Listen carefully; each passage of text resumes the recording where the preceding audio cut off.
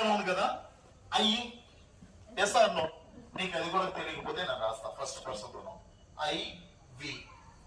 You, you. He, she, it plus they. ఈఏమో first person, ఈఏమో second person, ఈఏమో third person. ఓకేనా? హీరో ఐ అనేది ఫస్ట్ పర్సనా థర్డ్ పర్సనా? మరి ఫస్ట్ పర్సన్ ప్రొనౌన్ ఉన్నప్పుడు ఏ విధంగా మార్చాలంటున్నారంటే రిపోర్టింగ్ పార్ట్ యొక్క సబ్. ఇప్పుడు ఇక్కడ చూడు, Sindhu said to me. Said to should become told. Sindhu told me that. Sindhu, he na she na? She. Okay. She, we one love. Very good. She loved reading. Very good. ఇప్పుడు చూడు, reported part లో first person pronoun ఉంటే. Good evening all of you.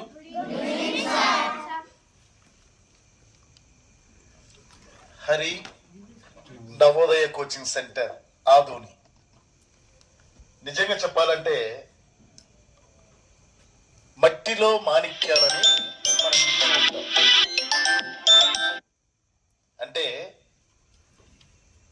మట్టిలో మాణిక్యాలు అంటే ఎంతో మంది పిల్లలు పేద బడుగు బలహీన వర్గాలకు చెందిన పిల్లలు పల్లెటూర్లలో ఎంతో నైపుణ్యం ఉంటుంది, కానీ వాటిను బయటికి తీసేటువంటి ఒక గురువు వాళ్ళకు దొరకడు.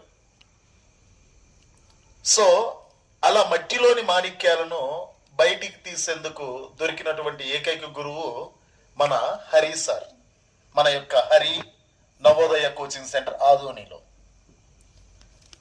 ఈ యొక్క మట్టిలో మాణిక్యాలు సార్ దగ్గర కోచింగ్ తీసుకున్న పిల్లలు ఆల్మోస్ట్ నవోదయనే 14 పైన వచ్చాయి, 14 మందికి పైన.